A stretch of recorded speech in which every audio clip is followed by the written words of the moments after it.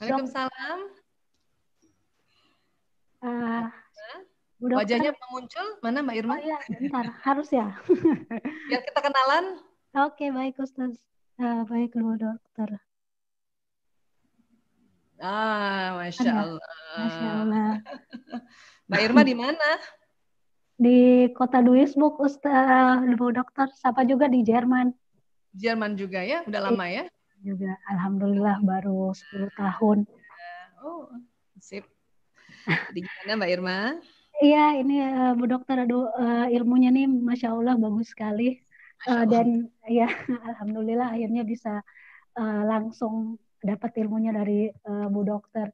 Sudah lama saya sering nonton di YouTube, tapi gitu ya, pingin banget bisa ketemu langsung sih sebenarnya.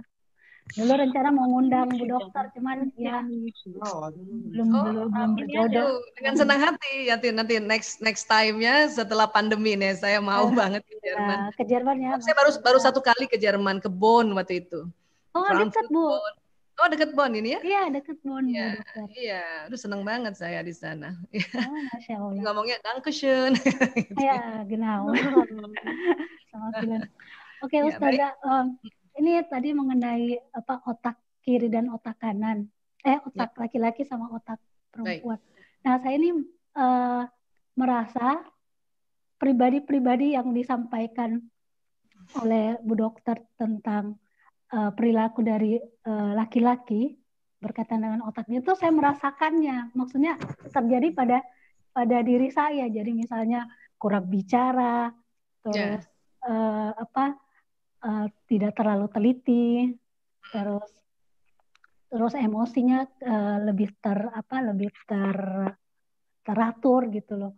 Dan maksudnya saya merasakan bahwa kayak seperti kebalikan.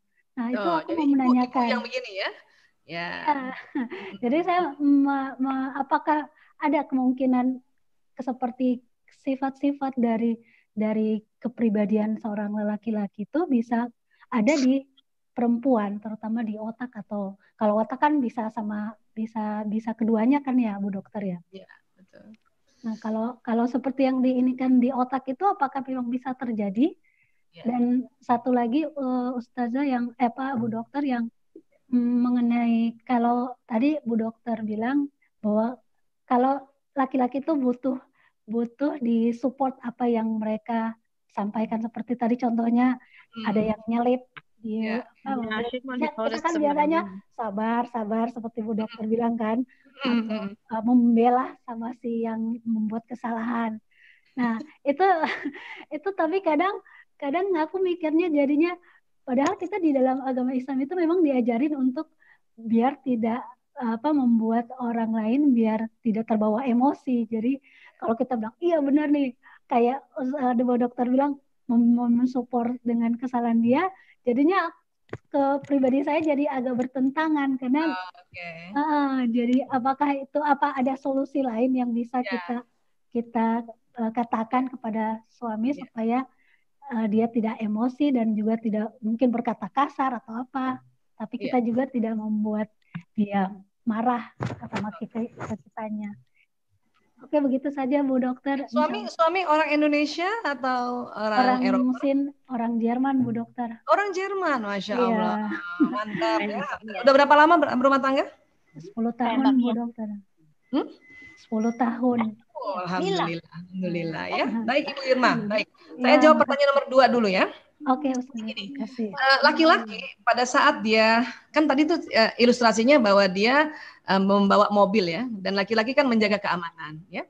Jadi laki-laki tuh marah karena sebetulnya dia nggak salah, yang salah orang yang nyalip ya. Nah, kenapa laki-laki sempat ya tercetus kemarahannya? Karena tadi dia rupanya Allah ciptakan nukleus chiasmatikusnya itu bentuk cerutu. Jadi mudah tersulut, terutama kalau masalah menjaga keamanan. Ya, ini dulu yang dipahami.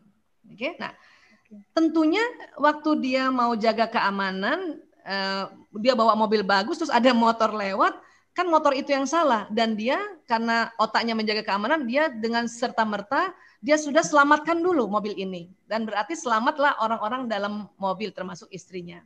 Ya.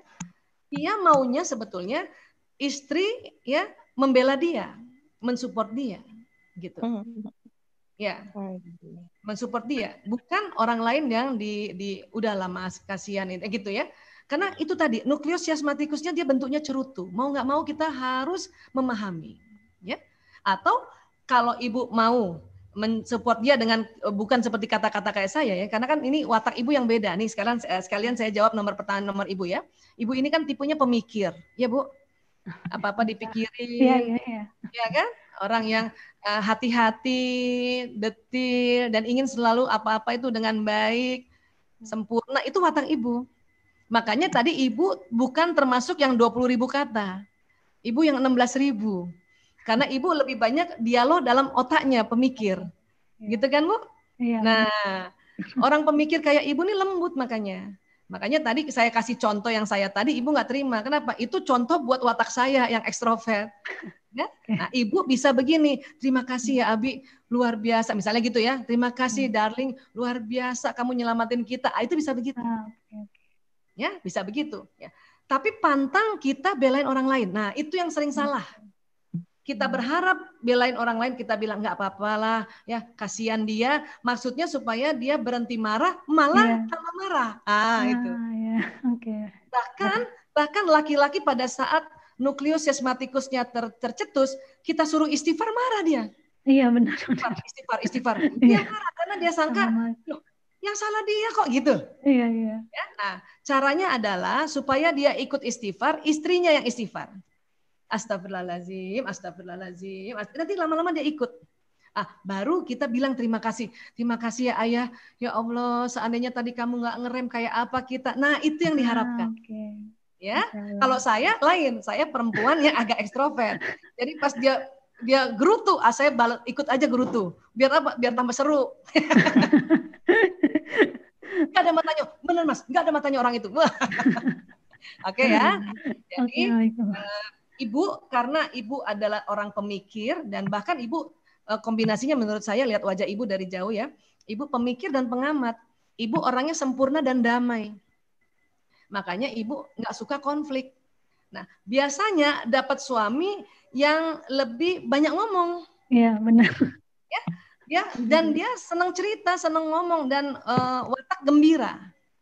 Ya, suami kan watak gembira, suka bercandain ibu, suka banyak temennya kan gitu ya, Bu. Ya. Nah, dia tipe laki-laki yang 9.000 kata. Gitu. Makanya tadi saya awal sudah katakan bahwa ada laki-laki yang watak pembicara, dia yang 9.000. Dan ibu yang 16.000 gitu. Dan ingat 16.000 bukan kata-kata saja. Mungkin ibu nggak banyak ngomong, tapi banyak tangannya, bebenah, banyak kerja. Tangannya bebenah ini, rapiin ini kan gitu ya. Nah, itu dihitung-hitung 16.000 juga, Bu. Oh. Iya. Kenapa? Kan tadi 16.000 kan terdiri dari kata, vokal sama gerakan badan. Oke. Nah, ibu mungkin tadi yang kalau ngomong cuma 6.000 ibu. Cuman gerakan ibu bisa 10.000. Masya Allah. Karena ibu kuat bebenah, kuat rapi-rapi. Karena hasrat ibu sempurna. Ya. Nah, ibu dengan suami itu sudah soulmate, belahan jiwa. Masya Allah. Ya, kita memahami, kita pelajari, ya, insya Allah tambah mawaddah warahmah ya. Amin. Saya gembira Bu Irma ya. Oke. Baik, terima kasih Bu Irma. Jazakillah khair Bu Dokter penjelasannya. Amin. Masya Allah. Nanti ditunggu ya Bu Dokter ke Jerman.